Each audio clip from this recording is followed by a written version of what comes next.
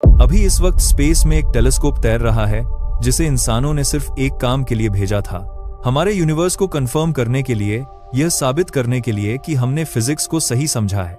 मगर उस टेलीस्कोप ने जो देखा ना, उसने सब कुछ उल्टा कर दिया। उसने एक ऐसा तारा देखा जो आग से नहीं, डार्क मैटर से जल रहा है। उसने ऐसी गैलेक्सीज देखी जो गैलेक्सीज थी ही नहीं।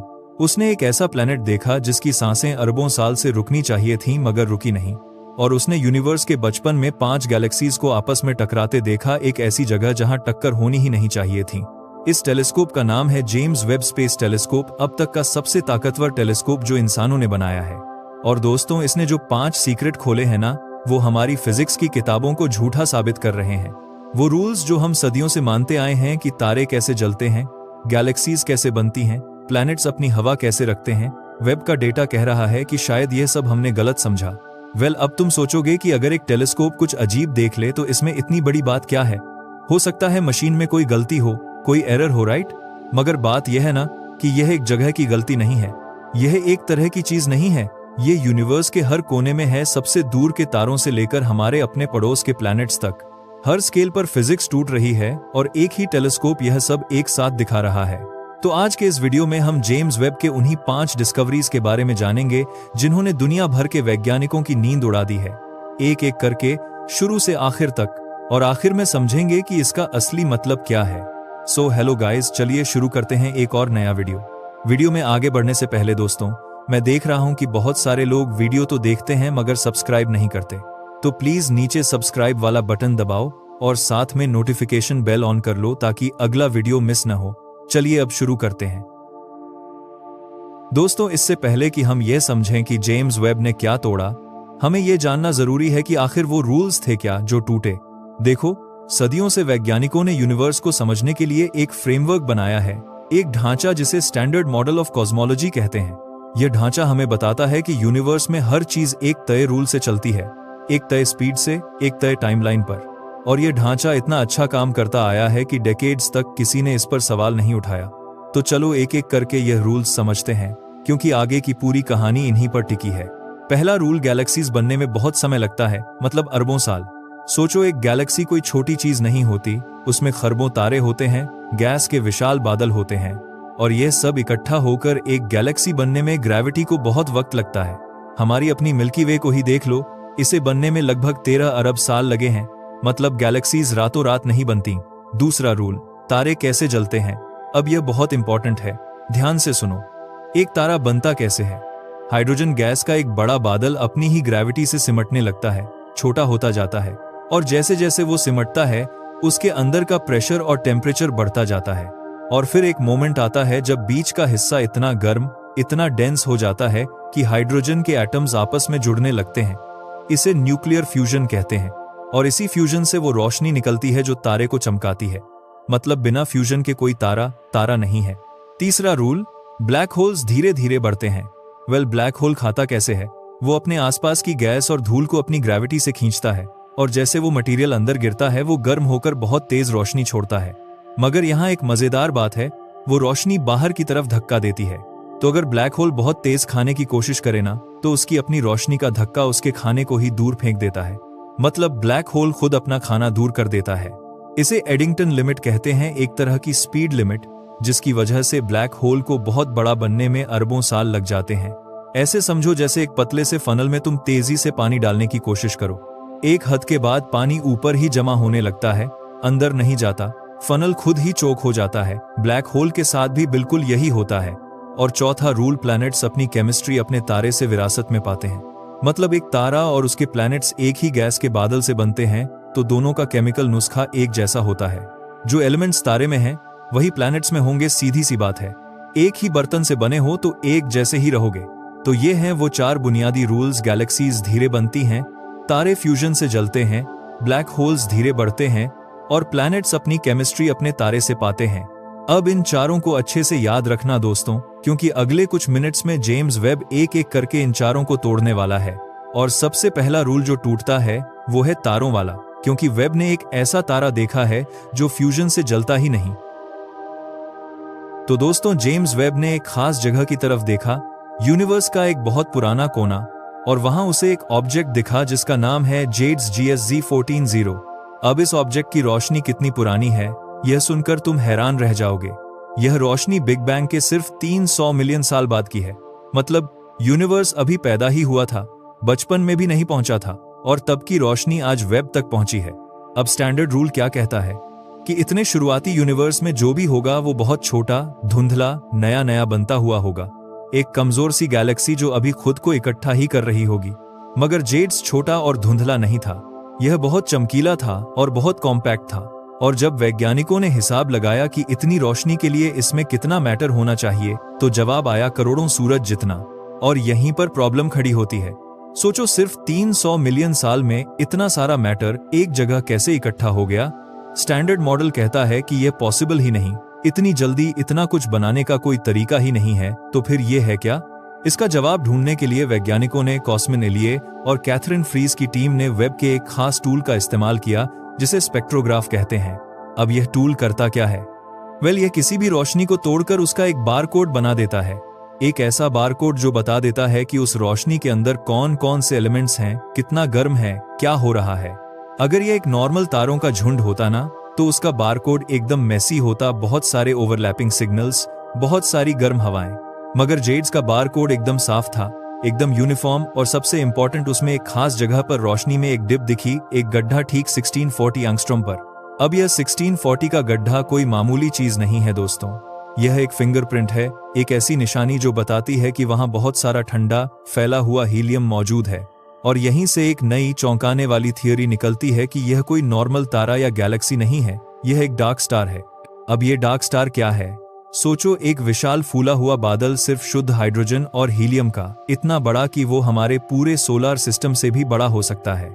मगर हमारे सूरज की तरह इसके बीच में कोई जलता हुआ कोर नहीं है, इसके अंदर इतना टेम्परेचर ही नहीं है कि फ्यूजन शुरू हो सके।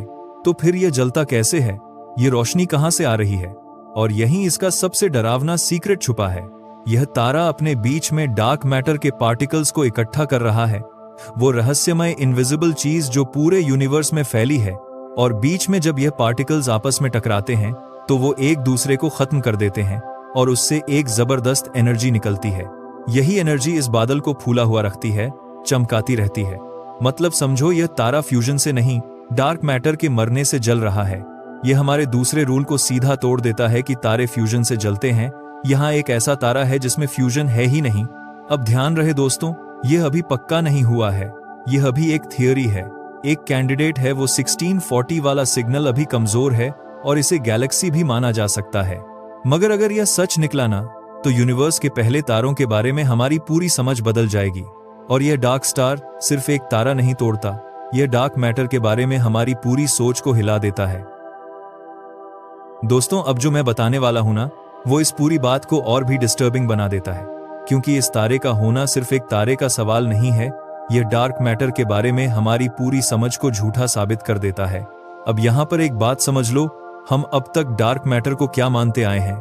हम मानते आए हैं कि डार्क मैटर एक चुपचाप बैठी हुई चीज है, एक इनविजिबल ढांचा, एक कंकाल जो अपनी ग्रेविटी से गैलेक्सीज को बांधे रखता है, बस इतना ही। वो नॉर्मल मैटर से कोई बातचीत नहीं करता, खुद से भी कोई बातचीत नहीं करता। वैज्ञानिक इसे कोलिजनलेस कहते हैं। मतलब ऐसी चीज जो टकराती ही नहीं, बस गुजर जाती है, जैसे कोई भूत दीवार के आर पार निकल जाए। मगर डार्क स्टार बनने के लिए डार्क मैटर को यह सब छोड़कर बिल्कुल अलग बिहेव करना पड़ेगा। देखो, थ्योरी कहती है कि डार्क मैटर कुछ खास पार्टिकल्स से बना है जिन्हें विम्प्स कहते हैं। अब जब ये पार्टिकल्स किसी शुरुआती गैस के बादल के बीच में बहुत ज्यादा इकट्ठा हो जाते हैं, बहुत पास पास आ जाते हैं, तो वो आपस में टकराते हैं और एक दूसरे को खत्म कर देते हैं। और इस टकराव से निकलती है गर्मी, प्योर हीट। अब यही असली खेल है। यह गर्मी उस आसपास की हाइड्रोजन गैस में फैल जाती है और उसे बाहर की तरफ धक्का देती है। और इसी धक्के की वजह से वो बादल सिमट ही नहीं पाता, उतना डेंस हो ही नहीं पाता जितना फ्यूजन शुरू होने के लिए जरूरी है। मतलब समझो, वो बादल एक विशाल चमकता हुआ गुब्बारा बनकर रह जाता है, बीच में अटका हुआ, ना तारा बन पाता है ना बुझ पाता है, बस वहीं लटका रहता है, डार्क मैटर को खाता रहता है और रोशनी छोड़ता रहता है। अब स्टैंडर्ड मॉडल इसे एक्सप्लेन ही नहीं कर पाता, क्योंकि हमारी जो करंट सिमुलेशंस हैं वो साफ कहती हैं कि शुरुआती यूनिवर्स में डार्क मैटर इतना डेंस था ही नहीं और उसमें ऐसी टकराने वाली प्रॉपर्टी थी ही नहीं कि वो किसी गैस के बादल को सिमटने से रोक सके। हमारी समझ के हिसाब से डार्क मैटर तो बस एक एंकर था, एक लंगर गैलेक्सीज को पकड़ने के लिए। मगर अगर डार्क मैटर सच में एक ही तारे के अंदर इतना घना इकट्ठा हो सकता है कि वो खुद को खत्म करके इतनी गर्मी पैदा कर दे, तो दोस्तों शुरुआती यूनिवर्स की थर्मोडायनामिक्स के बारे में हमारी पूरी किताब फिर से लिखनी पड़ेगी। और यहीं एक और भी बड़ी प्रॉब्लम आती है, मैस की प्रॉब्लम। एक डार्क स्टार रुकता नहीं। जब तक उसके बीच में डार्क मैटर का खाना आता रहेगा, वो अपने आसपास की गैस खींचता रहेगा, बढ़ता रहेगा, और बढ़ते बढ़ते वो हमारे सूरज से लाखों गुना भारी हो सकता है। अब सोचो, यूनिवर्स के सिर्फ पहले 300 मिलियन साल में इतना भारी ढांचा बन कैसे सकता है। उस वक्त तो सारा मटेरियल बिखरा हुआ था, पतला था, हर तरफ फैला हुआ था। इतनी शुद्ध गैस को एक जगह इकट्ठा करना और साथ ही बीच में डार्क मैटर का जलता हुआ कोर बनाए रखना, ये करने का कोई तरीका हमारी फिजिक्स के पास है ही नहीं। तो ये डिस्कवरी क्या कह रही है? ये कह रही है कि शायद यूनिवर्स की पहली चीजें ग्रेविटी के उस धीमे नॉर्मल तरीके से नहीं बनी जैसा हम सोचते थे। यह एक ऐसे बिल्कुल अनजान दौर की तरफ इशारा कर रही है जहां डार्क मैटर चुपचाप बैठा नहीं था, बल्कि वो एक्टिवली नॉर्मल मैटर को कंट्रोल कर रहा था, उसे गर्म और फैला हुआ रखे हुए था, असली तारे जलने से बहुत पहले। मगर यह तो सिर्फ शुरुआत है दोस्तों, क्योंकि वेब ने यूनिवर्स के उसी शुरुआती दौर में कुछ और देखा, सैकड़ों छोटे लाल धब्बे जिन्होंने एक और रूल को तोड़ दिया। तो दोस्तों, जेम्स वेब ने जब यूनिवर्स के शुरुआती दौर की डीप फील्ड तस्वीरें भेजी ना, तो वैज्ञानिकों को उनमें बार बार एक अजीब चीज दिखने लगी। हर तरफ उस पुराने यूनिवर्स के बैकग्राउंड में बिखरे हुए थे सैकड़ों छोटे छोटे चमकीले लाल रंग के धब्बे। वैज्ञानिकों ने इन्हें प्यार से एक नाम दे दिया, लिटिल रेड डॉट्स, छोटे लाल धब्बे। अब यह लाल रंग क्यों? वेल, यह रेडशिफ्ट की वजह से है।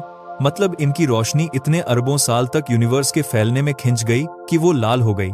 मगर असली बात रंग नहीं थी, असली बात थी इनकी चमक। यह धब्बे बहुत ज्यादा चमकीले थे और यही वैज्ञानिकों के लिए सिरदर्द बन गया। देखो, किसी भी गैलेक्सी की चमक सीधा सीधा बताती है कि उसमें कितने तारे हैं। जितनी ज्यादा चमक उतने ज्यादा तारे।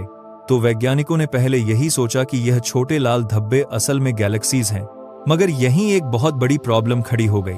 इतना चमकने के लिए इन धब्बों में इतने तारे होने चाहिए थे कि इनका वजन लगभग हमारी पूरी मिल्की वे जितना निकल रहा था।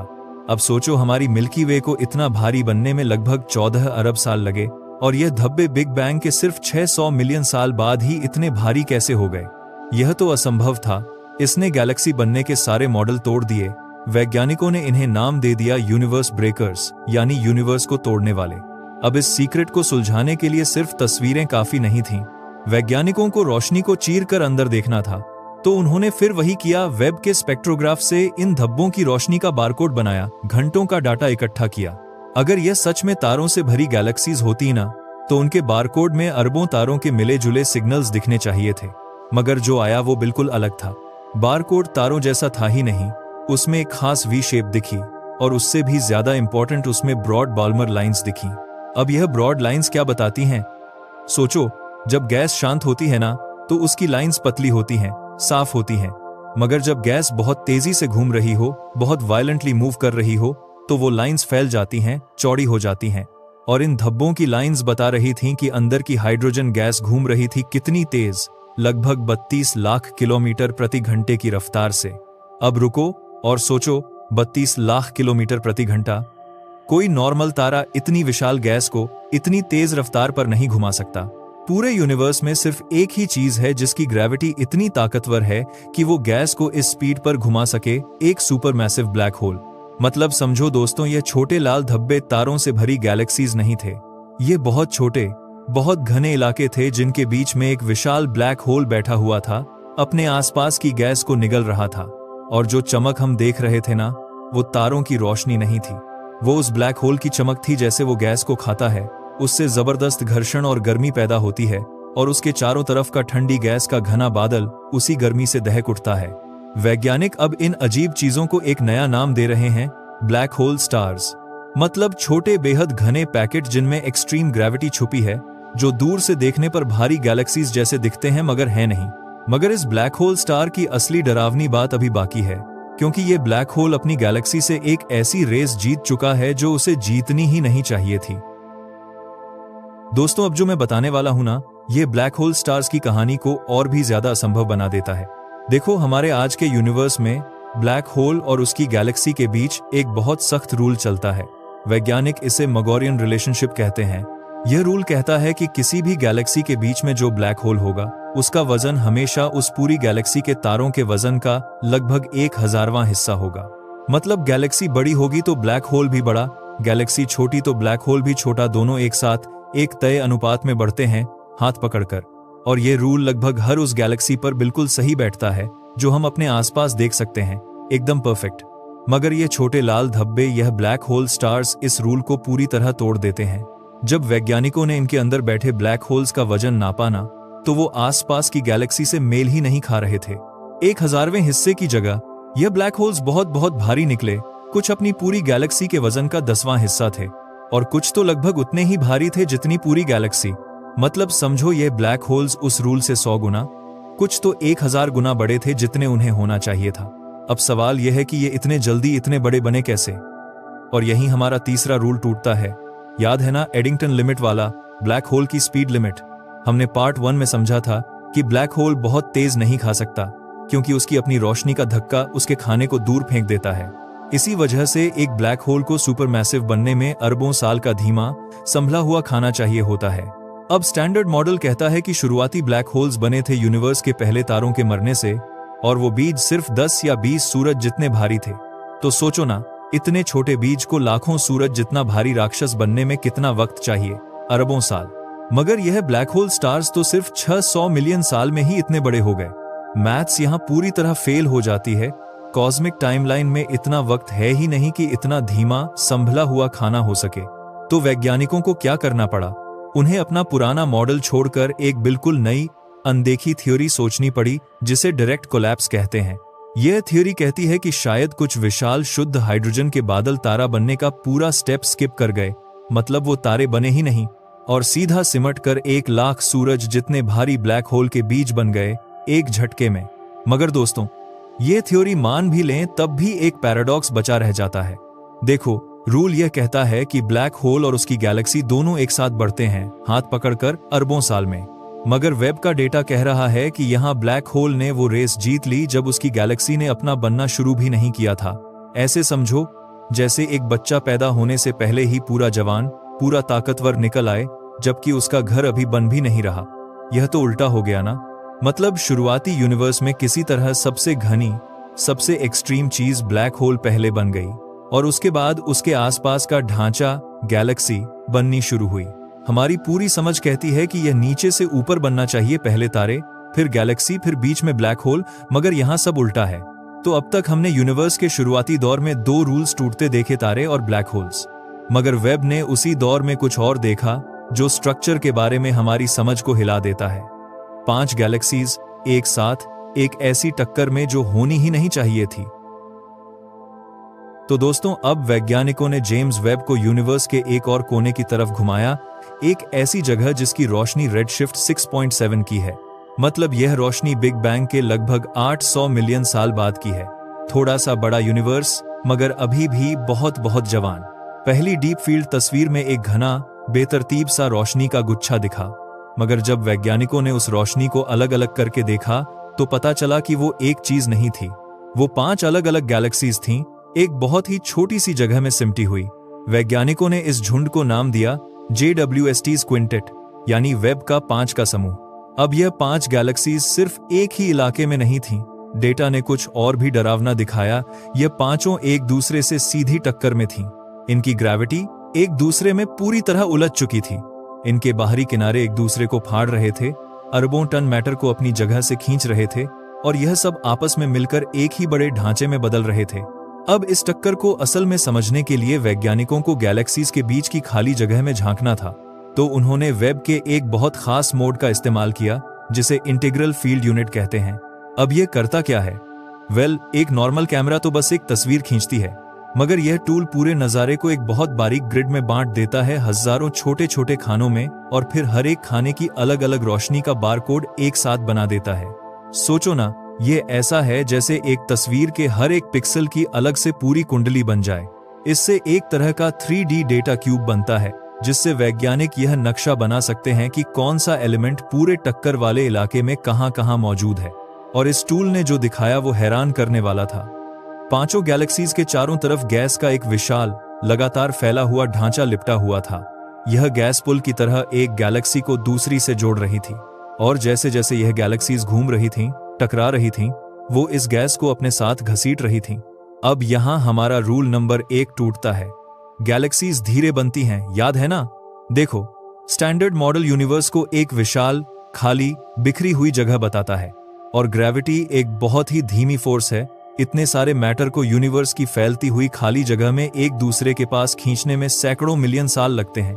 तो स्टैंडर्ड मॉडल के हिसाब से 800 मिलियन साल के एक जवान यूनिवर्स में सिर्फ छोटी, अकेली, प्रिमिटिव ड्वार्फ गैलेक्सीज होनी चाहिए थीं, जो चुपचाप, धीरे धीरे ठंडी गैस को खा रही होती। मगर यहाँ क्या है? 5 पूरी तरह बनी हुई गैलेक्सीज एक ही छोटी सी जगह में एक दूसरे से टकराती हुई। इसका मतलब समझो, ग्रेविटी के पास इतना वक्त था ही नहीं कि वो इतने बड़े ढांचों को यूनिवर्स की फैलती हुई खाली जगह में इतनी दूर से खींचकर एक साथ लाकर एक तालमेल वाली टक्कर में डाल दे। यह असंभव है, यह बहुत जल्दी हो गया। मगर दोस्तों, यह सिर्फ शुरुआत है, क्योंकि इस टक्कर में एक और चीज छुपी थी, एक ऐसा एलिमेंट जो उस वक्त यूनिवर्स में होना ही नहीं चाहिए था, और वो चीज है ऑक्सीजन।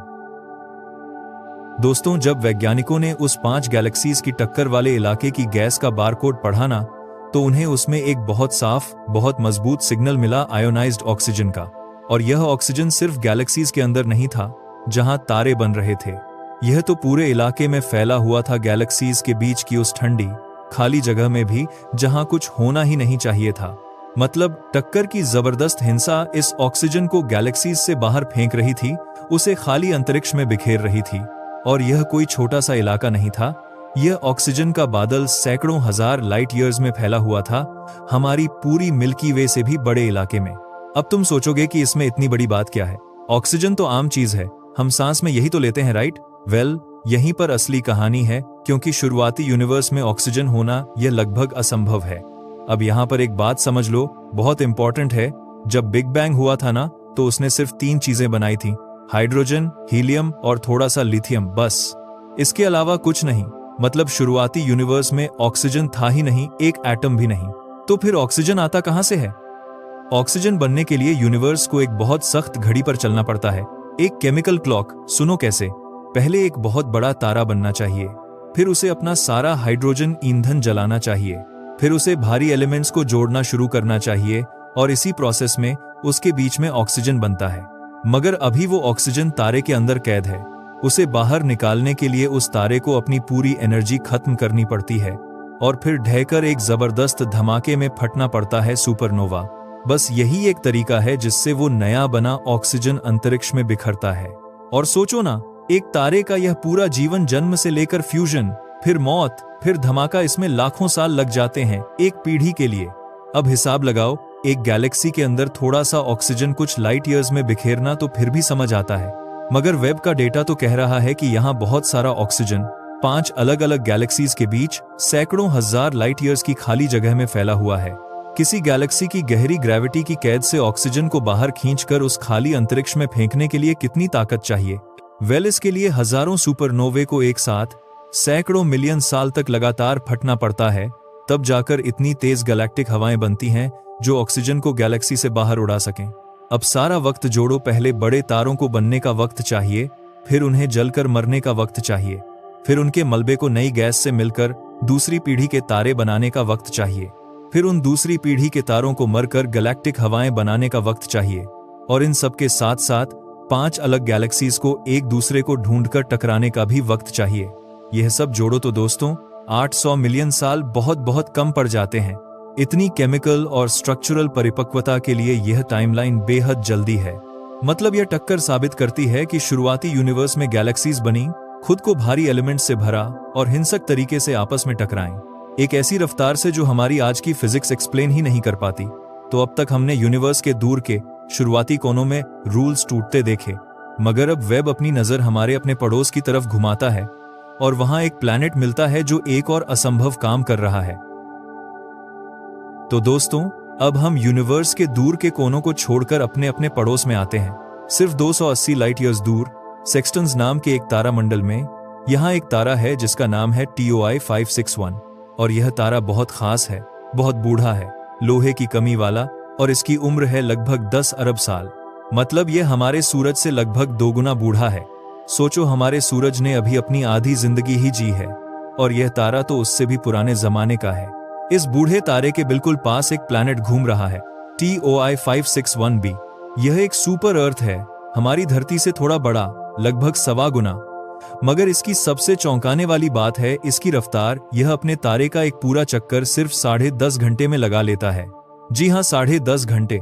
हमारी धरती को 1 साल लगता है और यह बेचारा 10.5 घंटे में पूरा साल जी लेता है।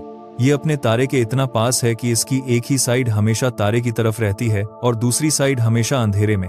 जैसे चांद का एक ही चेहरा हमें हमेशा दिखता है ना, वैसे ही, मतलब एक तरफ हमेशा दिन, दूसरी तरफ हमेशा रात। अब इसको समझने के लिए वैज्ञानिकों ने जेम्स वेब को इस प्लैनेट पर लगातार 37 घंटे तक टिकाए रखा और इस दौरान उन्होंने इसके लगभग 4 चक्कर देखे। उनका मकसद था प्लैनेट की दिन वाली साइड का टेम्परेचर नापना। अब स्टैंडर्ड मॉडल क्या कहता है कि अगर यह प्लैनेट बस एक नंगी चट्टान है बिना किसी हवा के, तो इसकी दिन वाली साइड का टेम्परेचर लगभग 2700 डिग्री सेल्सियस होना चाहिए। इतनी गर्मी की पत्थर भी भाप बन जाए। मगर जब वेब ने टेम्परेचर नापा तो वो आया लगभग 1760 डिग्री सेल्सियस। अब यह अभी भी इतना गर्म है कि पत्थर पिघल जाए, मगर जितना एक्सपेक्टेड था उससे बहुत ठंडा। और यह फर्क छोटा नहीं है, यह बहुत बड़ा फर्क है। तो यह प्लैनेट ठंडा कैसे हुआ? इसका सिर्फ एक ही जवाब है, इस प्लैनेट पर एक मोटी हवा की चादर है, एक एटमॉस्फेयर। यह चादर एक कंबल की तरह काम करती है, तारे की कुछ गर्मी को सोख लेती है और तेज हवाओं के जरिए उस गर्मी को दिन वाली साइड से उठाकर रात वाली साइड पर बांट देती है। इसलिए दिन वाली साइड उतनी गर्म नहीं होती जितनी होनी चाहिए थी। मगर यही तो असली प्रॉब्लम है दोस्तों। देखो, यह प्लैनेट अपने तारे के इतना पास है कि तारे की तेज यूवी और एक्सरे किरणें इस पर लगातार बरस रही हैं, जैसे कोई ब्लो टॉर्च किसी चीज पर सीधा आग फेंक रहा हो। और यह सुपर अर्थ है, कोई विशाल गैस जायंट नहीं, तो इसकी ग्रेविटी इतनी मजबूत नहीं कि वो अपनी हवा को पकड़ कर रख सके। स्टैंडर्ड मॉडल साफ कहता है कि इतनी बरसात में, इतने वक्त में इस प्लैनेट की सारी हवा कब की उड़ चुकी होनी चाहिए थी। इस प्रोसेस को फोटो एवेपोरेशन कहते हैं, मतलब तारे की किरणें हवा को धीरे धीरे उड़ा देती हैं। और याद रखो, यह तारा 10 अरब साल पुराना है, मतलब यह प्लैनेट अरबों साल से इस आग की बरसात झेल रहा है। इतने वक्त में तो इसकी हर परत उड़ जानी चाहिए थी। इसे एक सूखी झुलसी हुई चट्टान होना चाहिए था। तो फिर इस पर हवा आई कहां से और टिकी कैसे? इसका जवाब यह है कि यह हवा इसकी पुरानी ओरिजिनल हवा हो ही नहीं सकती, वो तो अरबों साल पहले उड़ चुकी। मतलब यह प्लैनेट यह नई हवा अभी इसी वक्त खुद बना रहा है। और बनाने का तरीका है पिघले हुए पत्थर का एक समंदर। क्योंकि दिन वाली साइड इतनी गर्म है कि वहां की जमीन ठोस रह ही नहीं सकती, वो एक उबलता हुआ लावा का समंदर है। और यह लावा लगातार भारी गैसें छोड़ता रहता है, हवा में डालता रहता है। मतलब एक हिंसक, कभी न रुकने वाला चक्र चल रहा है। ऊपर से तारा हवा को जलाकर उड़ा रहा है और नीचे से लावा का समंदर लगातार नई हवा बनाकर भर रहा है। एक बैलेंस, एक ऐसी जंग जो अरबों साल से चल रही है। मगर यह तो हवा की कहानी थी। वेब ने इसी पड़ोस में एक और जगह देखी जहां हमारा आखिरी रूल टूटता है, केमिस्ट्री वाला। तो दोस्तों, अब हम अपने पड़ोस की एक और जगह पर पहुंचते हैं, लगभग 500 लाइट ईयर्स दूर एक बहुत ही जवान तारे का सिस्टम जिसका नाम है CT चमाइलोंटिस। यह तारा एकदम बच्चा है, अभी अभी बना है और इसके चारों तरफ घूम रहा है गैस और धूल का एक विशाल बादल जिसे प्रोटोप्लैनेटरी डिस्क कहते हैं। यह बादल असल में एक भंडार है, एक स्टोर। इसी से आगे चलकर प्लैनेट्स, एस्ट्रॉइड्स, कॉमेट्स सब बनते हैं। मतलब यह वो कच्चा माल है जिससे पूरा सिस्टम बनेगा। इसी सिस्टम में थोड़ा दूर एक नया बना गैस जायंट प्लैनेट घूम रहा है, CT चमाइलोंटिस b। अब इस प्लैनेट ने अपना ज्यादातर वजन तो जमा कर लिया है, मगर इसकी ग्रेविटी अभी भी एक्टिव है, अभी भी आसपास से मटेरियल खींच रही है और इसने अपने चारों तरफ एक छोटा सा अपना रिंग बना लिया है गैस और धूल का। अब इस छोटे रिंग का एक खास काम है दोस्तों, यही वो जगह है जहां मून्स बनते हैं।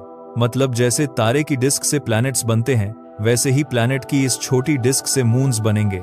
अब इस सिस्टम को समझने के लिए वैज्ञानिकों ने, थॉमस हेनिंग की टीम ने जेम्स वेब के एक खास टूल का इस्तेमाल किया जो मिड इंफ्रारेड रोशनी देखता है। यह क्यों जरूरी है? नॉर्मल रोशनी तो उस घनी धूल से टकराकर वापस लौट आती है, अंदर का कुछ दिखता ही नहीं। मगर यह मिड इंफ्रारेड रोशनी उस धूल के आर पार निकल जाती है और अंदर के मॉलिक्यूल्स को छूकर उन्हें हिला देती है और हर मॉलिक्यूल अलग तरह से हिलता है, अपनी अलग पहचान छोड़ता है। इससे वैज्ञानिक एक सटीक लिस्ट बना सकते हैं कि अंदर कौन कौन से एलिमेंट्स हैं। तो वैज्ञानिकों ने 2 जगहें चेक की। पहली, तारे की बड़ी डिस्क और दूसरी प्लैनेट की छोटी डिस्क। और जो रिजल्ट आया वो हैरान करने वाला था। जब उन्होंने तारे की बड़ी डिस्क देखी, वो बड़ा भंडार जो पूरे सिस्टम को मटेरियल देता है, तो उसमें पानी की भाप मिली, बेसिक पत्थर वाले एलिमेंट्स मिले, मगर कार्बन का एक भी निशान नहीं मिला, बिल्कुल नहीं। वो पूरा भंडार कार्बन से खाली था। फिर उन्होंने प्लैनेट की छोटी डिस्क देखी और वहां का नजारा बिल्कुल उल्टा था। वो छोटी डिस्क कॉम्प्लेक्स कार्बन से भरी हुई थी, ठसाठस, और सबसे चौंकाने वाली चीज जो मिली वो थी बेंजीन। अब बेंजीन कोई आम सीधा सादा मॉलिक्यूल नहीं है। यह एक बहुत ही कॉम्प्लेक्स छल्ले के आकार का कार्बन मॉलिक्यूल है, जिसे बनने के लिए बहुत खास हालात चाहिए होते हैं। और यही हमारा आखिरी रूल टूटता है, केमिकल इनहेरिटेंस वाला, याद है ना? प्लैनेट और उसके चांद अपनी केमिस्ट्री अपने तारे से विरासत में पाते हैं। देखो, प्लैनेट अपना मटेरियल कहां से खींचता है? तारे की उसी बड़ी डिस्क से। उसकी ग्रेविटी एक वैक्यूम क्लीनर की तरह उस भंडार से गैस और धूल खींचती है। यह तो एक सीधा वन वे ट्रांसफर है। माल तारे की डिस्क से प्लैनेट की डिस्क में जाता है, तो सीधी सी बात है, प्लैनेट की डिस्क की केमिस्ट्री तारे की डिस्क की केमिस्ट्री से मेल खानी चाहिए। मगर यहां तो उल्टा है। तारे की डिस्क में कार्बन है ही नहीं और प्लैनेट की डिस्क कार्बन से भरी पड़ी है। अब सोचो, तुम एक खाली बर्तन से चाय कैसे निकाल सकते हो? अगर तारे की डिस्क में कार्बन है ही नहीं, तो प्लैनेट ने वो कार्बन खींचा कहां से? और बेंजीन तो इस पहेली को और भी असंभव बना देता है। बेंजीन बनाने के लिए बहुत सारा कार्बन चाहिए और साथ में एक तगड़ा एनर्जी का सोर्स चाहिए। मगर प्लैनेट के चारों तरफ का इलाका तो बहुत ठंडा है। प्लैनेट की अपनी छाया में छुपा हुआ है। वहां ना तेज रोशनी है, ना इतनी गर्मी जो ऐसे कॉम्प्लेक्स मॉलिक्यूल बना सके। तो ये डिस्कवरी क्या कह रही है? ये कह रही है कि प्लैनेट के आसपास का वो छोटा सा इलाका सिर्फ एक माल इकट्ठा करने वाला रिंग नहीं है। वो एक अपनी खुद की केमिकल फैक्ट्री है, जो धूल के कणों में गहरे छुपे ठोस कार्बन को निकालकर उसे भाप बनाकर और फिर बहुत तेजी से कॉम्प्लेक्स ऑर्गेनिक मॉलिक्यूल्स बना रही है। एक ऐसी रफ्तार से जो हमारी आज की केमिस्ट्री के हिसाब से असंभव है। मतलब चांद अपने इंग्रेडिएंट्स बस चुपचाप विरासत में नहीं पाते, वो जगह खुद एक एक्टिव कारखाना है। तो अब तक हमने 5 अलग अलग जगहों पर 5 रूल्स टूटते देखे, मगर इन सबको जोड़ने पर जो तस्वीर बनती है ना, वो सबसे ज्यादा सोचने पर मजबूर करती है। तो दोस्तों, अब एक पल रुककर पीछे देखते हैं कि हमने अभी क्या क्या देखा। हमने एक तारा देखा जो आग से नहीं, डार्क मैटर के मरने से जल रहा है। हमने ऐसी गैलेक्सीज देखी जो असल में विशाल ब्लैक होल्स थे, जो अपनी गैलेक्सी से रेस जीत चुके थे। हमने 5 गैलेक्सीज को यूनिवर्स के बचपन में टकराते देखा और उनके बीच ऑक्सीजन बिखरा हुआ देखा जो वहां होना ही नहीं चाहिए था। और फिर अपने पड़ोस में हमने एक प्लैनेट देखा जो खुद अपनी सांसें बना रहा है, और एक ऐसी जगह देखी जहां खाली बर्तन से कार्बन निकल रहा है। 5 अलग अलग जगहें, 5 अलग अलग स्केल्स, यूनिवर्स के सबसे दूर के कोने से लेकर हमारे अपने पड़ोस तक। मगर अब यहां पर एक बात समझ लो, क्योंकि यही इस पूरी कहानी का असली सीक्रेट है। यह 5 कोई अलग अलग अकेली घटनाएं नहीं हैं। इन सब में एक ही बात कॉमन है। हर जगह यूनिवर्स उम्मीद से ज्यादा तेज निकला, उम्मीद से ज्यादा क्रिएटिव निकला, उम्मीद से ज्यादा एक्टिव निकला। देखो, हम यूनिवर्स को क्या मानते आए थे? एक धीमी सुस्त घड़ी की तरह जो बिग बैंग के एक पल से शुरू होकर धीरे धीरे चल रही है, जहां चीजें आराम से अपने तय वक्त पर बनती हैं। एक ऐसा यूनिवर्स जहां चीजें बस चुपचाप अपनी विरासत पाती हैं और धीरे धीरे ढलती हैं। मगर जेम्स वेब कह रहा है कि नहीं, यूनिवर्स ऐसा है ही नहीं। यूनिवर्स एक धीमी घड़ी नहीं है, यह एक जिंदा जुड़ा हुआ सिस्टम है जो हर स्केल पर मॉलिक्यूल्स से लेकर गैलेक्सीज के विशाल समूहों तक नई चीजें बना रहा है, नई कॉम्प्लेक्सिटी गढ़ रहा है, नई केमिस्ट्री रच रहा है। हर जगह, हर वक्त कुछ बन रहा है, कुछ हो रहा है। और यही असली बात है। जेम्स वेब को सिर्फ यह कंफर्म करने नहीं भेजा गया था कि हम जो जानते हैं वो सही है। इसे तो खास तौर पर इसलिए बनाया गया था कि यह उन्हीं जगहों को ढूंढे जहां हमारी फिजिक्स काम करना बंद कर देती है, और यह बिल्कुल वही कर रहा है। अब तुम सोचोगे कि अगर हमारी फिजिक्स इतनी जगह फेल हो रही है, तो क्या इसका मतलब है कि हम सब गलत थे, कि वैज्ञानिक बेवकूफ थे? वेल, बिल्कुल नहीं। देखो, साइंस के इतिहास में यह हर बार हुआ है। न्यूटन की फिजिक्स सालों तक परफेक्ट चली, जब तक एक प्लैनेट मर्क्यूरी की चाल उसमें फिट नहीं हुई, और उसी एक छोटे से फेल से आइंस्टाइन की रिलेटिविटी निकली। फिर आइंस्टाइन की रिलेटिविटी परफेक्ट चली, जब तक वो ब्लैक होल्स के अंदर क्वांटम मैकेनिक्स से नहीं टकराई, और उसी टकराव से नई फिजिक्स की खोज शुरू हुई। मतलब हर बार जब हमारी सबसे अच्छी थ्योरी किसी दीवार से टकराई ना, वो दीवार असल में एक दरवाजा निकली। तो स्टैंडर्ड मॉडल का ये दरकना इस बात का सबूत नहीं है कि हम गलत थे, यह इस बात का सबूत है कि आखिरकार हमने ऐसे इंस्ट्रूमेंट बना लिए हैं जो इतने प्रिसाइज हैं कि वो उन जगहों को देख सकें जहां हमारी समझ खत्म होती है। यूनिवर्स हम पर कंसिस्टेंसी का कोई कर्ज नहीं रखता दोस्तों। वो हमारी सुविधा के लिए खुद को नहीं सजाता। वो 13.8 अरब साल से यहाँ है, किसी इंसान के ऊपर देखने और उसे समझने की कोशिश करने से बहुत बहुत पहले से। तो फिजिक्स टूटी नहीं है, बस हमारा नक्शा अधूरा था, और अगला नक्शा जब भी आएगा वो हमारे अब तक के बनाए हर नक्शे से कहीं ज्यादा अजीब और कहीं ज्यादा खूबसूरत होगा। और सोचो हम कितने लकी हैं, एक छोटे से प्लैनेट पर एक मामूली से तारे के पास बैठे कुछ इंसान आईने और गणित का इस्तेमाल करके यह पूछ रहे हैं कि यह सब क्या है, यह सब कैसे बना। हम वो हैं जिन्होंने एक टेलीस्कोप बनाया, उसे 15 लाख किलोमीटर दूर भेजा और यूनिवर्स से उसका सबसे गहरा सीक्रेट पूछ लिया, और यूनिवर्स ने जवाब में कहा तुम अभी मुझे जानते ही कहां हो। और शायद यही सबसे खूबसूरत बात है कि जानने को अभी इतना कुछ बाकी है। आई होप कि आज के इस वीडियो से आपने कुछ नया जरूर सीखा होगा। अगर वीडियो पसंद आया और कुछ नया सीखने को मिला तो इसे लाइक करना मत भूलना, और अपने उस दोस्त के साथ जरूर शेयर करना जो स्पेस से प्यार करता है। अगर आप नए हो इस चैनल पे तो सब्सक्राइब करने के साथ साथ नोटिफिकेशन बेल को ऑन कर देना ताकि अगला वीडियो मिस ना हो। मैं मिलता हूं आपको नेक्स्ट वीडियो में। जय हिंद।